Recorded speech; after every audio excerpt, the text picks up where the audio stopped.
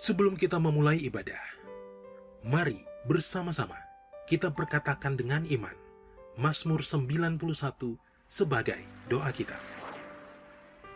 Dalam lindungan Allah, orang yang duduk dalam lindungan yang maha tinggi dan bermalam dalam naungan yang maha kuasa akan berkata kepada Tuhan, tempat perlindunganku dan kubu pertahananku, Allahku yang kupercayai.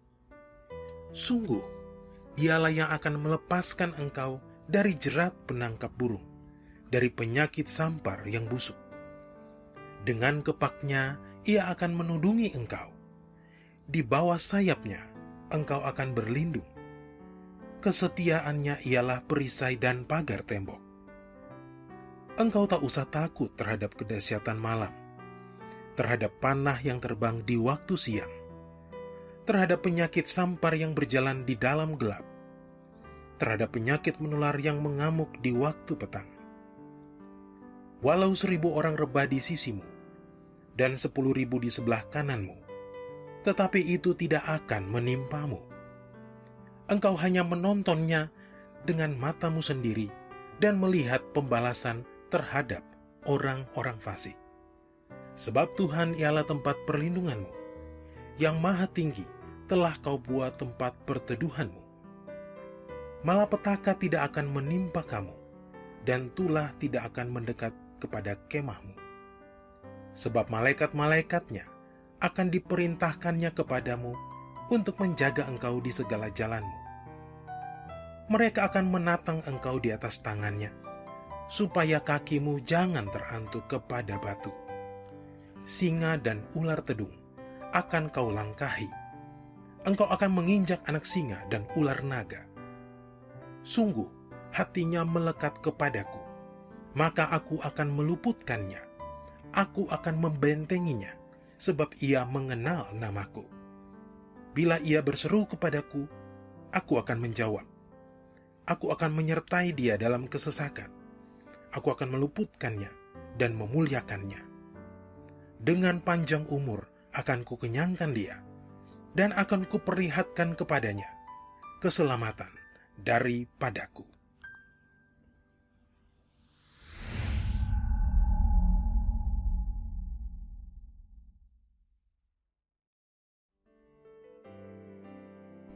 Mari, secara bersama-sama kita deklarasikan Pentakosta ketiga.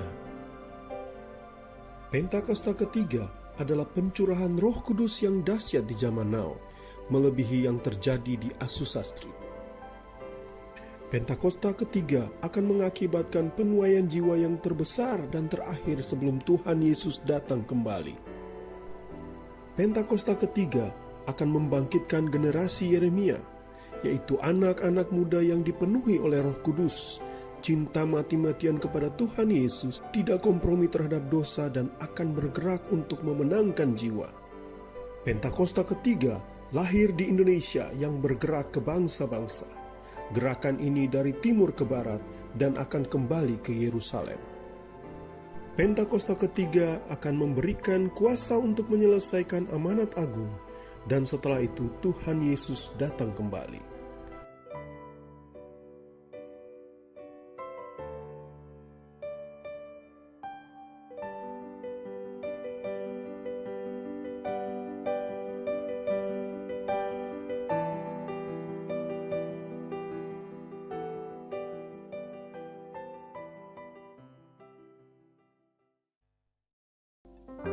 Shalom gereja Tuhan. Shalom. Puji nama Tuhan. Kita diberikan kesempatan untuk berkumpul dan beribadah. Kita mau memuji, mau menyembah Tuhan. Kita mau menyaksikan kebaikan Tuhan dalam setiap kehidupan kita. Untuk itu mari kita siapkan hati kita berdoa. Bapa dalam kerajaan sorga, terima kasih Tuhan buat kebaikan Tuhan Yesus, buat setiap apa yang telah Engkau nyatakan dalam setiap kehidupan kami ya Bapa. Pada saat ini Tuhan, kami mau beribadah kepadamu. Kami menaikkan setiap pujian pengagungan kami di hadapan-Mu ya Tuhan. Naikkan kami di hadapan-Mu ya Bapa. Biarlah setiap apa yang kami naikkan boleh menjadi dupa yang harum di hadapan-Mu ya Tuhan. Terima kasih Bapa, terima kasih Yesus. Memberkati ibadah kami dari awal, pertengahan hingga akhirnya baru berjalan dengan baik. Terima kasih Yesus Kristus. Kami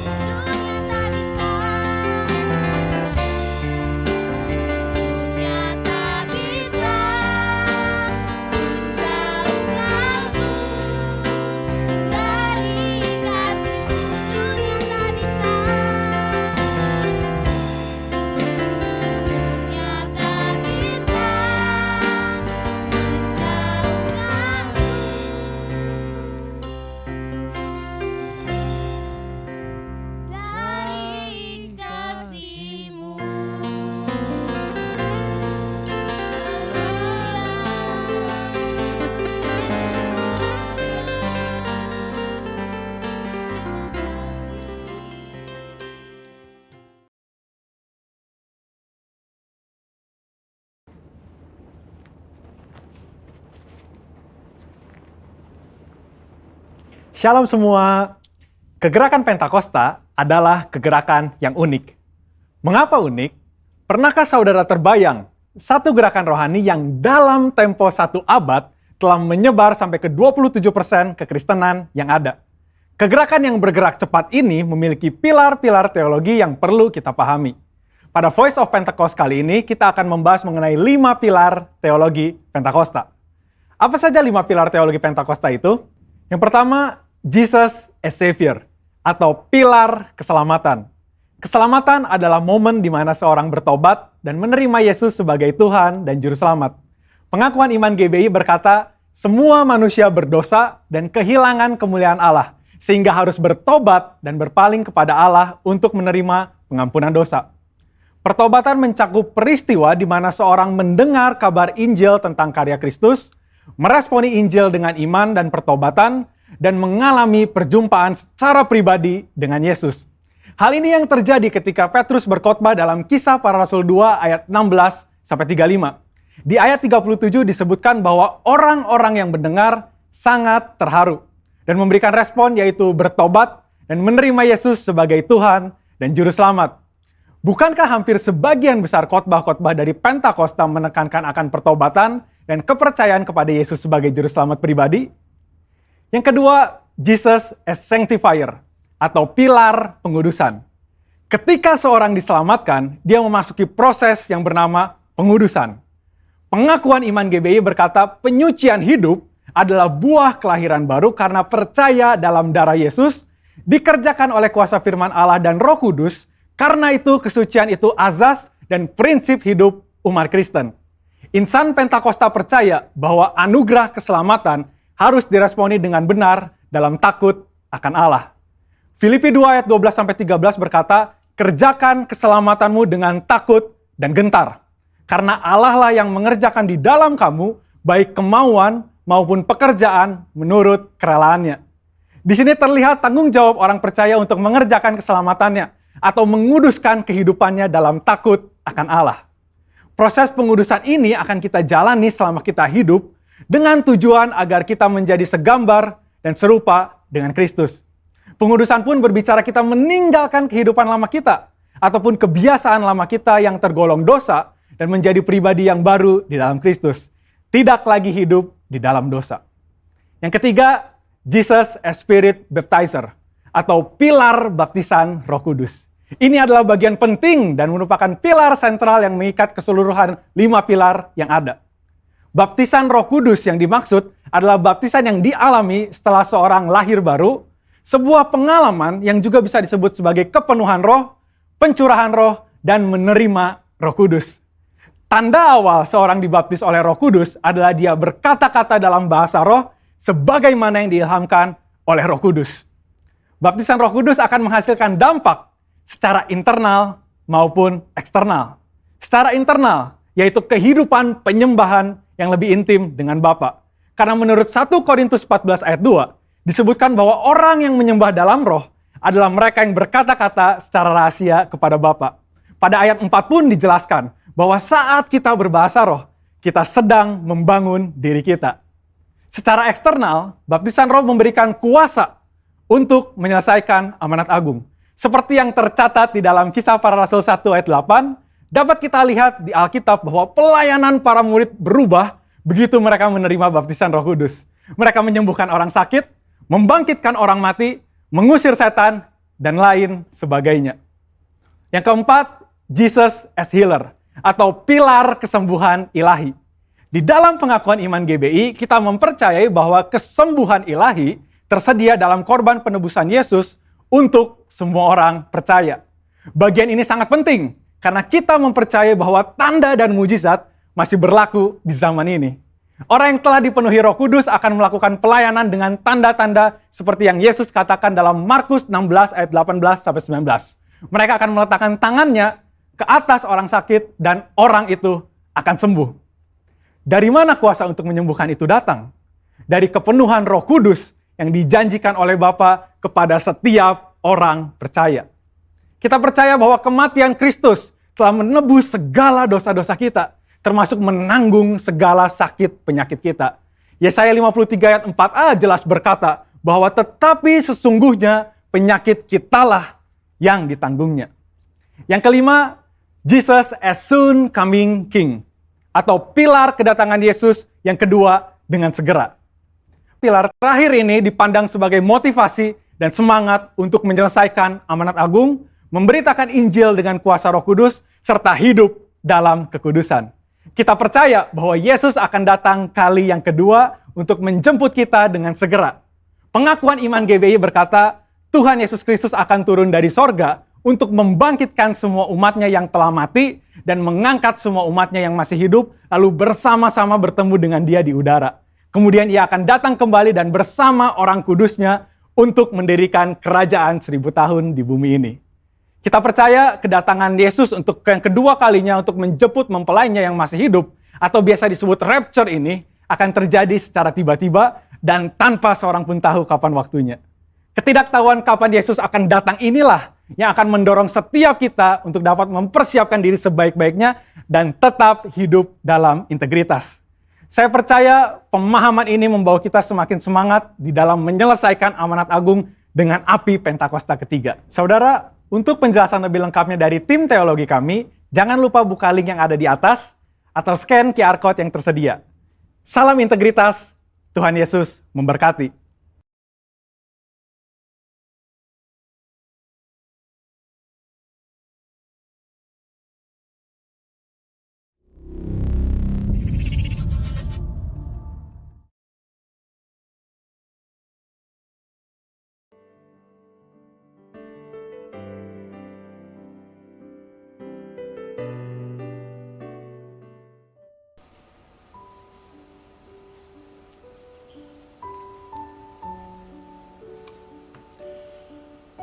Shalom Gereja Tuhan, selamat pagi. Kita kembali berjumpa di dalam ibadah online kita di hari ini. Kita sudah melewati hari Paskah dan kita tetap bersukacita dalam hidup dalam kuasa kebangkitan Kristus. Puji Tuhan, saat ini mari sebelum kita mendengarkan firman Tuhan, saya mau mengajak kita tundukkan kepala kita, datang di hadapan Tuhan, dan kita siapkan hati kita untuk mendengarkan firman-Nya. Kita berdoa. Bapa, di dalam nama Yesus kami mengucap syukur karena Engkau begitu baik atas kehidupan kami ya Tuhan. Kami ada di hari ini semuanya dalam tuntunan penyertaan dan kasih yang berlimpah-limpah, pembelaan Tuhan yang ajaib atas kami. Kami mau mendengarkan firman-Mu ya Tuhan yang adalah Engkau sendiri. Urapi kami semua, urapi juga hamba yang menyampaikannya. Biarlah apa yang hamba sampaikan itu adalah apa yang Engkau mau supaya kami dengar, bahkan kami hidupi dan kami lakukan dalam hari-hari kehidupan kami. Terpujilah nama-Mu Yesus Kristus Tuhan, kami bersyukur. Haleluya. Amin. Puji nama Tuhan. Di pagi ini ada renungan firman Tuhan yang akan saya sampaikan berjudul Iman adalah dasar dalam kehidupan yang berintegritas. Amin saudara. Karena kita ada di tahun integritas, kita mau terus belajar lebih mendalam mengenai bagaimana kita membangun kehidupan yang berintegritas di dalam Tuhan. Untuk itu mari saya ajak Bapak Ibu kita langsung saja buka dalam firman Tuhan di 2 Petrus 1 ayat 3 sampai 11 ya. Kita akan baca ayat-ayat ini bersama-sama, kita akan belajar bagaimana kita terus membangun kehidupan iman kita yang penuh dengan nilai-nilai integritas dan terus menyenangkan hati Tuhan sebelum Tuhan Yesus datang kali yang kedua. Mari sama-sama kita lihat firman Tuhan ya. 2 Petrus pasal 1 ayat yang ketiga hingga ayat yang ke-11. Firman Tuhan berkata, karena kuasa ilahinya telah menganugerahkan kepada kita segala sesuatu yang berguna untuk hidup yang saleh oleh pengenalan kita akan Dia yang telah memanggil kita oleh kuasanya yang mulia dan ajaib. Dengan jalan itu Ia telah menganugerahkan kepada kita janji-janji yang berharga, yang sangat besar, supaya olehnya kamu boleh mengambil bagian dalam kodrat ilahi dan luput dari hawa nafsu duniawi yang membinasakan dunia. Justru karena itu kamu harus dengan sungguh-sungguh berusaha untuk menambahkan kepada imanmu kebajikan, dan kepada kebajikan pengetahuan, dan kepada pengetahuan penguasaan diri, kepada penguasaan diri ketekunan, dan kepada ketekunan kesalehan, dan kepada kesalehan kasih akan saudara-saudara, dan kepada kasih akan saudara-saudara kasih akan semua orang. Sebab apabila semuanya itu ada padamu dengan berlimpah-limpah, kamu akan dibuatnya menjadi giat dan berhasil dalam pengenalanmu akan Yesus Kristus Tuhan kita. Tetapi barang siapa tidak memiliki semuanya itu, ia menjadi buta dan picik karena ia lupa bahwa dosa-dosanya yang dahulu telah dihapuskan. Karena itu saudara-saudaraku, berusahalah sungguh-sungguh supaya panggilan dan pilihanmu makin teguh. Sebab jikalau kamu melakukannya, kamu tidak akan pernah tersandung. Dengan demikian kepada kamu akan dikaruniakan hak penuh untuk memasuki kerajaan kekal, yaitu kerajaan Tuhan dan Juru Selamat kita, Yesus Kristus. Puji Tuhan. Ayat-ayat ini sedang mengingatkan kita mengenai momen yang kemarin kita lewati atau momen Paskah, bahwa kita mendapat bagian daripada apa yang Yesus Kristus Tuhan kerjakan dalam kehidupan kita waktu kita menghidupi iman ini. Dan Petrus di dalam bagian ini menekankan bahwa biarlah kita menambahkan. Ada 7 hal yang menjadi dasar supaya iman di dalam kehidupan kita ini bisa teraplikasi ataupun bisa terlihat atau bisa efektif dalam kehidupan kita. Nah, 7 hal apakah yang dimaksud oleh Petrus dalam perikop yang tadi kita baca dan apa yang disampaikan oleh Petrus dalam ayat-ayat tadi yang sudah kita baca? Mari kita sama-sama belajar dan kita sama-sama melihat supaya kita bisa mulai mempraktekkan atau melakukannya dalam kehidupan kita. Karena sekalipun iman itu dasar dari segala sesuatu yang diharapkan dan bukti dari segala sesuatu yang tidak kita lihat, tapi kita harus terus memperlengkapi atau menghidupi iman itu dan menjadi bagian yang berdampak di dalam kehidupan sekitar kita. Berarti iman bukan hanya sekedar buat diri kita saja, tapi juga berdampak atau terlihat dari nilai-nilai hidup yang kita hidupi, seperti apa yang tadi Petrus sampaikan dalam firman-Nya tadi di 2 Petrus pasal 1 ayat 3 hingga ayat yang ke-11. Nah, 7 dasar yang harus kita pegang dan kita hidupi dalam kehidupan kita. Yang pertama adalah kebajikan. Nah, kebajikan artinya kita berbuat baik, kita melakukan kebaikan, kita memperlengkapi kehidupan iman kita kepada Tuhan dengan kita terus menghidupi hal-hal yang baik, perbuatan-perbuatan yang baik. Karena ini adalah hal yang penting untuk orang percaya hidupi dalam kehidupannya. Kita hidup dengan perbuatan baik, perbuatan tulus, ikhlas, menunjukkan kita punya kehidupan yang berintegritas di dalam Tuhan. Filipi 4 ayat yang ke-5 mengatakan, hendaklah kebaikan hatimu diketahui semua orang, Tuhan sudah dekat. Filipi menambahkan tanda seru di bagian itu menunjukkan bahwa kita harus menunjukkan kebaikan hati kita bagi semua orang. Artinya bahwa kita mau menyatakan kasih Kristus kepada dunia ini. Amin, saudara. Jadi untuk terus menjadi orang yang hidup di dalam iman, maka kita sedang membangun dasar integritas itu dalam kehidupan kita.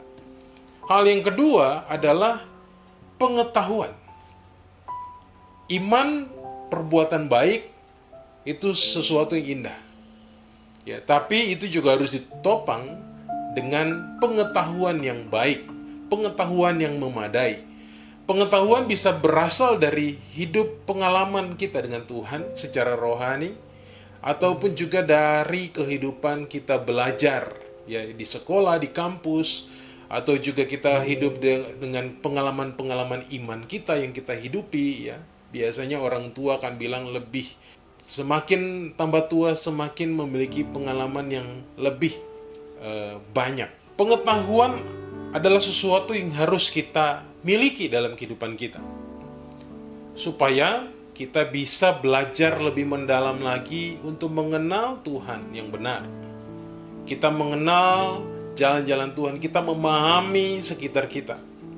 Amsal pasal 19 ayat yang kedua mengatakan, tanpa pengetahuan, kerajinan pun tidak baik. Orang yang tergesa-gesa akan salah langkah. Untuk itu kita harus belajar. Kita harus belajar sepanjang kehidupan kita. Dan kita harus terus menambahkan pengetahuan itu dalam kehidupan kita. Supaya kita bukan sekedar orang yang hanya rajin saja dalam melayani Tuhan, tapi kita memahami kenapa kita harus rajin dalam melayani Tuhan. Kenapa kita harus rajin menghidupi firman ini dalam kehidupan kita. Karena kita memiliki pengetahuan yang benar akan Tuhan. Amin, saudara. Ada satu peristiwa di mana Paulus menuliskan surat kepada Timotius yang mengatakan bahwa dia menyadari bahwa dulu kehidupan lamanya itu adalah kehidupan yang tanpa pengetahuan di dalam iman. Mari kita sama-sama lihat di 1 Timotius pasal 1 ayat 12 dan 13. Paulus mengatakan, aku bersyukur kepada Dia yang menguatkan aku, yaitu Yesus Kristus, Tuhan kita, karena menganggap aku setia dan mempercayakan pelayanan ini kepadaku. Paulus mengatakan, aku yang tadinya seorang penghujat dan seorang penganiaya dan seorang ganas, tetapi aku telah dikasihinya karena semuanya itu telah kulakukan tanpa pengetahuan, yaitu di luar iman. Kadangkala kita bisa ada di dalam satu kehidupan yang baik, ya, pencapaian-pencapaian kehidupan yang baik, tapi saat kita ada di dalam kehidupan pencapaian-pencapaian kita, tanpa pengetahuan di dalam iman yang memadai, kita bisa seperti yang Paulus katakan di ayat yang ke-13. Kita akan menjadi orang-orang yang kompromi. Kita akan menjadi orang yang tidak tulus, tidak ikhlas, tidak hidup di dalam integritas. Tapi saat kita punya iman dan kita tambahkan dengan pengetahuan, seperti Paulus katakan bahwa dia bersyukur kepada Tuhan Yesus karena mempercayakan pelayanan ini, kehidupan ini, bagian yang dia terima di dalam Tuhan Yesus. Untuk itu waktu kita beriman kepada Tuhan, kita juga mau belajar dalam kehidupan ini. Kita mau buka hati pikiran kita untuk mempelajari bukan hanya pengetahuan, tapi kita juga mau mempelajari pengenalan yang benar akan Tuhan. Amin, saudara.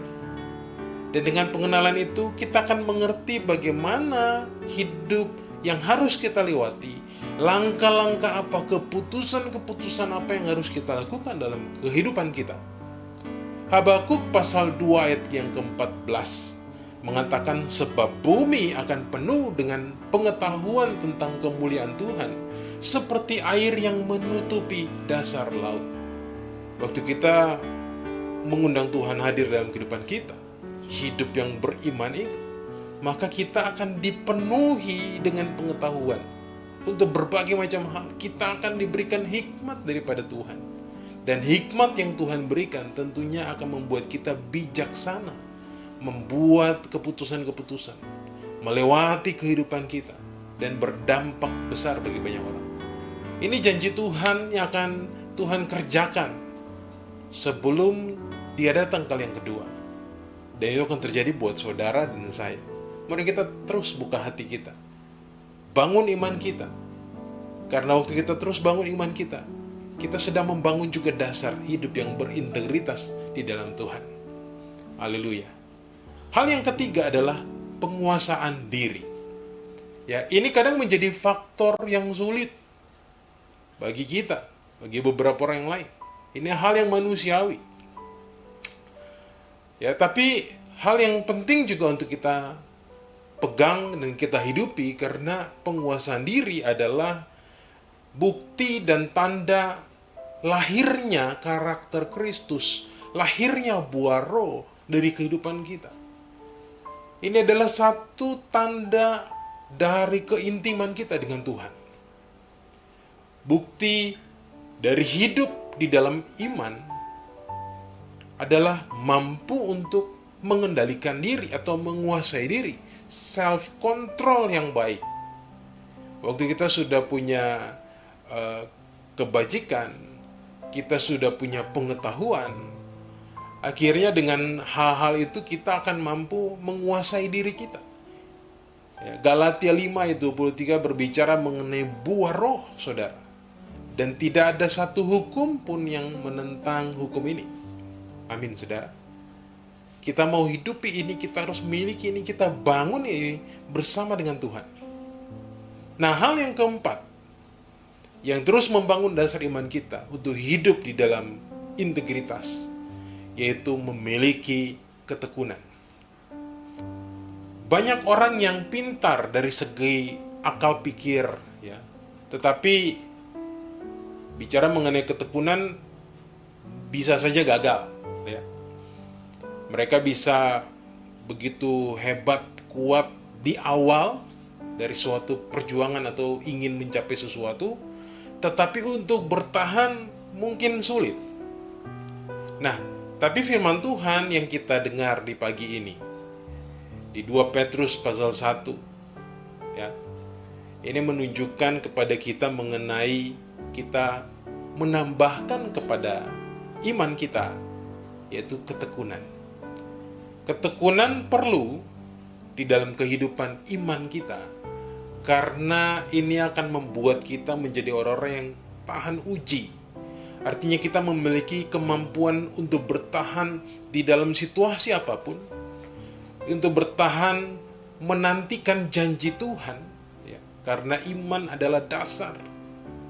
Dan apa yang kita harapkan belum kita dapatkan, tapi kita beriman, kita butuh ketekunan.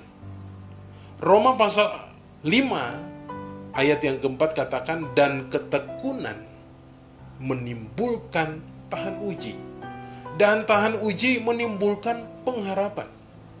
Jadi saat kita menambahkan ketekunan dalam kehidupan kita, kita sedang melatih diri kita untuk menjadi orang-orang yang mampu bertahan di dalam situasi apapun juga. Ini Roma dengan kitab di Yakobus itu memiliki benang merah. Yakobus 1 ayat 3 juga meneguhkan apa yang ditulis di Roma 5 ayat 4 tadi. Yakobus mengatakan, sebab kamu tahu bahwa ujian terhadap imanmu itu menghasilkan ketekunan. Jadi waktu kita terus bertahan, kita terus tekun untuk menantikan janji Tuhan, tetap mempertahankan prinsip-prinsip kebenaran, kita tekun untuk melakukannya, itu akan terus menghasilkan ketekunan yang punya level semakin tinggi dalam kehidupan kita. Ibrani 10 ayat 36 mengatakan, sebab kamu memerlukan ketekunan, supaya sesudah kamu melakukan kehendak Allah, kamu memperoleh apa yang dijanjikan itu. Waktu kita tidak punya ketekunan, kita melakukan bagian yang Tuhan taruh dalam kehidupan kita. Kepercayaankah? Pekerjaankah? Pelayanankah? Kita melakukan bagian kita. Tapi saat kita tidak mau tekun, atau kita tidak memiliki ketekunan, maka kita menjadi orang yang boring, orang yang mulai kecewa dengan situasi saat tidak langsung kita mendapatkan apa yang kita imani atau kita pikirkan. Tapi firman Tuhan di dalam Ibrani 10 ayat 36 mengingatkan kita lagi bahwa sesudah kita melakukan kehendak Allah, kita memerlukan ketekunan supaya kita menantikan dan kita memperoleh apa yang Tuhan janjikan di dalam firman-Nya bagi orang yang percaya, bagi saudara dan saya. Amin. Haleluya. Yang kelima, ya, adalah kesalehan. Ini adalah ciri dari orang yang beriman.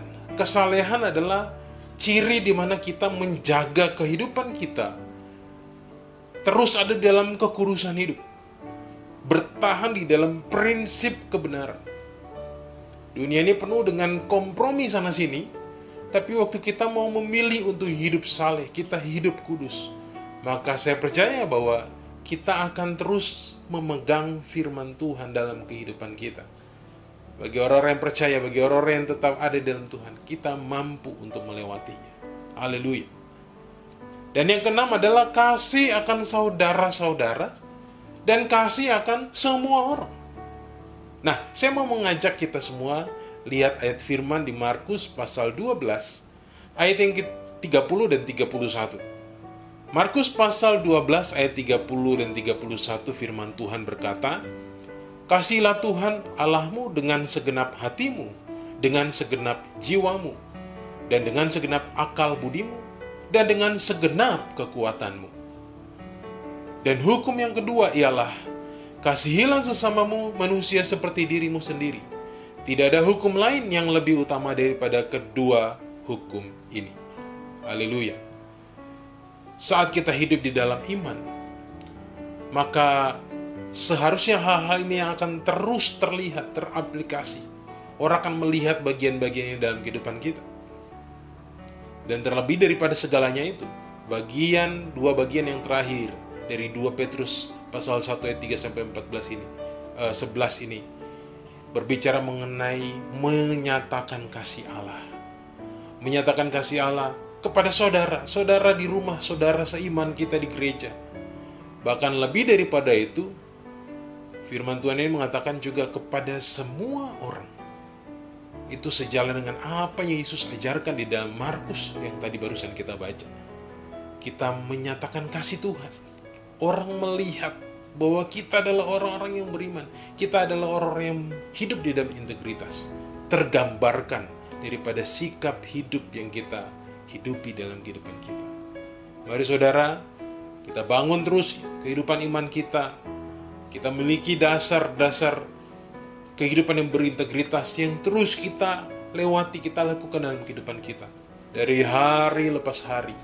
Supaya Tuhan disenangkan. Kita tetap menjadi terang dan garam yang berdampak bagi banyak orang. Haleluya, haleluya. Mari sama-sama kita berdoa untuk firman Tuhan ini. Bapa, di dalam nama Yesus kami mengucap syukur ya Bapa. Roh Kudus, Engkau yang terus sempurnakan firman ini dalam kehidupan kami, supaya kami memiliki rema pribadi, lepas pribadi dalam kehidupan kami.